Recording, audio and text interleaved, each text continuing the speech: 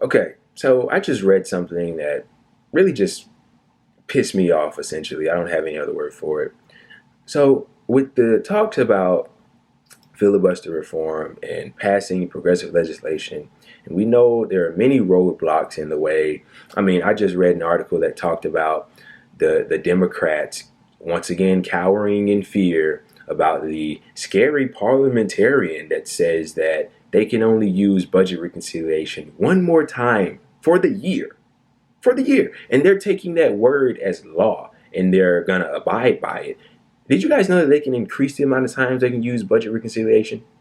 Did you guys know that they can eliminate the filibuster or at the very least change it to the talking filibuster?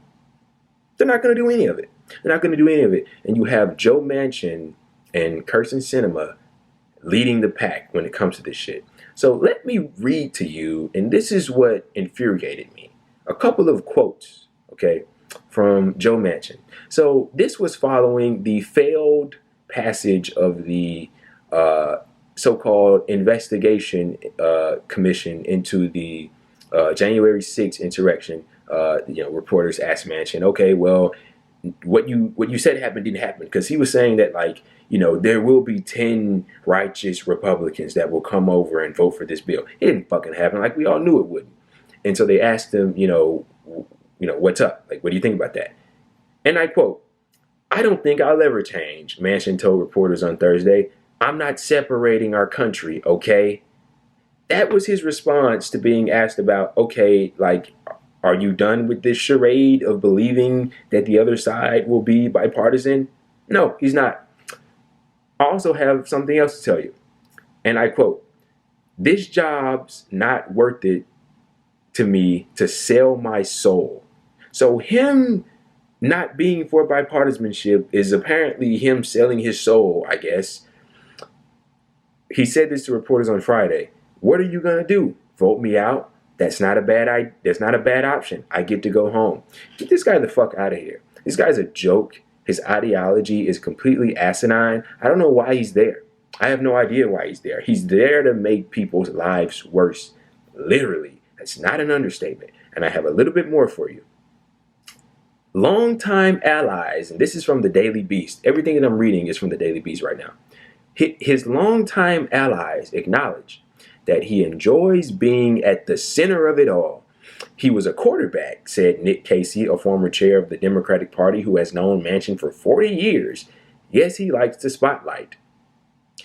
House Budget Chairman John Yarmuth tweeted on Thursday about his frustration with Manchin's central role in lawmaking.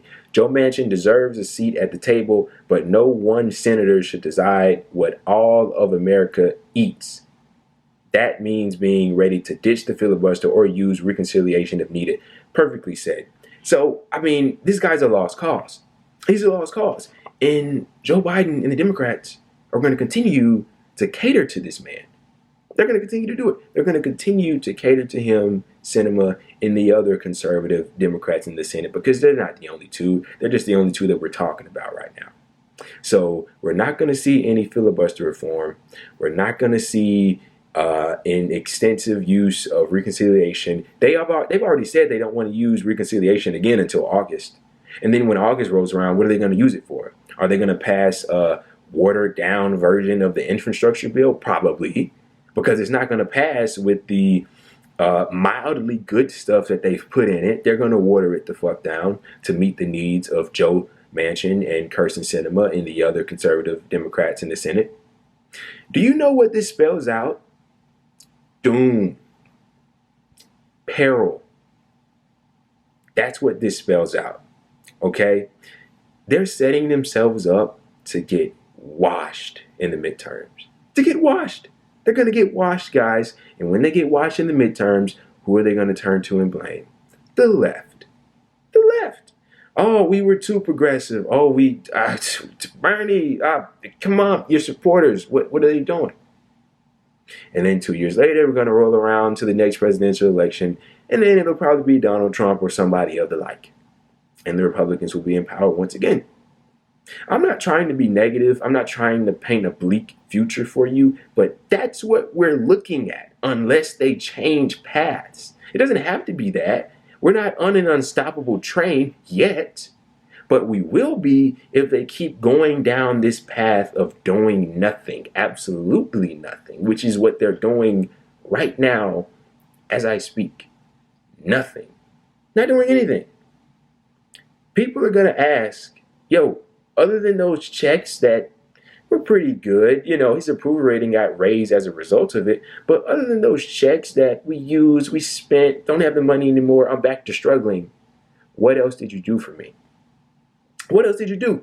Joe Biden says that, oh, because of my two conservative Democratic colleagues, I can't pass any legislation. Well, Joe, wait just a minute. You don't need votes to eliminate student loan debt. You can do that through executive action. You could legalize marijuana through executive action. You can pardon non-violent drug offenders through executive action. What are you talking about? You can't do anything. His hands are tied. He can't do anything. And I only named a few things. There are many other things that you can do simply through executive action. If he wanted to, he could campaign against Sinema and Manchin and make them fall in line, make them heal. He's not going to do it. He's not going to do it. And the future looks bleak. And as I said, I'm not trying to be like a negative Nancy or say that, the future is doomed. But that's essentially what we're looking at unless they do something drastic and they do it fast.